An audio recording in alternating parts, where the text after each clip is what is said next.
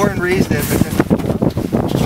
What we do, about every 5 years, we come around the lakes like this. Yeah.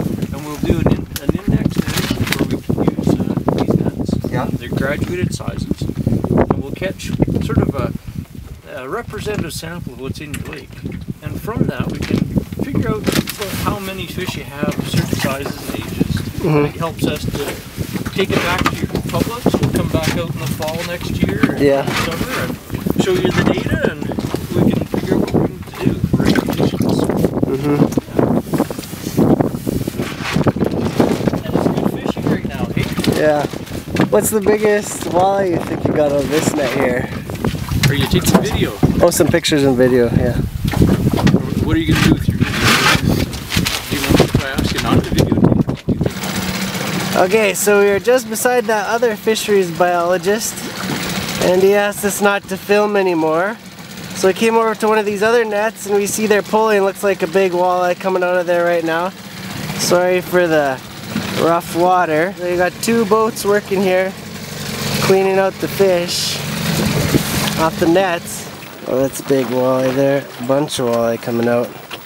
Perch and perch. Some perch coming out now.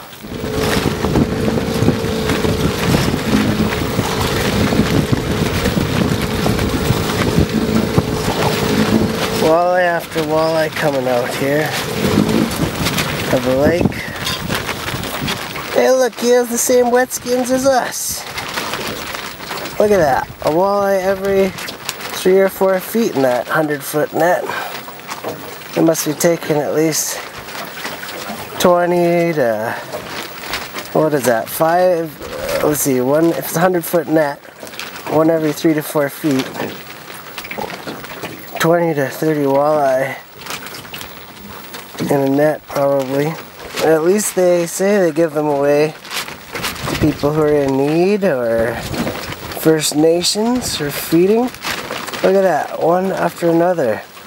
Walleye being pulled out here at this spot, test netting the lake. And they say it's for the angler's benefit.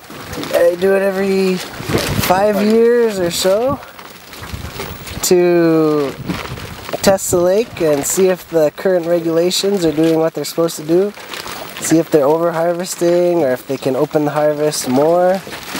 So supposedly this is to help the anglers out and give them biologists a better idea of what's going on in the lake. At least that's what the previous biologist was telling us. He was explaining to us afterwards that the reason they don't use a slot size in Alberta is they don't want to, since there's too many anglers, they can overfish the lake before the fish even get out of the slot size. So that's why they give them a maximum size limit in Alberta, because he said our fishermen here are like vacuums, we just vacuum up all the fish. So if they give a larger limit, at least the fish are able to spawn 1 or 2 seasons and continue the progeny of the species, which I've always heard before. Seems to make sense. It is too bad that our limits have to be like that because our population of fishermen is so high in the province. Look at that, that was a big perch there. That was a really big perch they just got. Look at that one, man, that's a humper. That's a bunch of walleye. More coming over the boat. And this is all of our fish leaving the lake to the lab. Going to the lab. The fisheries biologist said that he didn't want me to video though because these things end up on the internet and then he's not there to defend himself. So we'll just lay this off as a decent and good thing that they're doing right now to help us anglers out to know the health of our lakes, and I think they are doing a good job. Look, this lake, a few years back, you couldn't catch a pike or a walleye if your life depended on it. Now these years, man, you can come out here, nail the walleye like crazy. So I guess they're doing a good job. Let's let them continue doing their job. We'll try doing some fishing here and see if there's still a few walleye in the lake to bite our lures.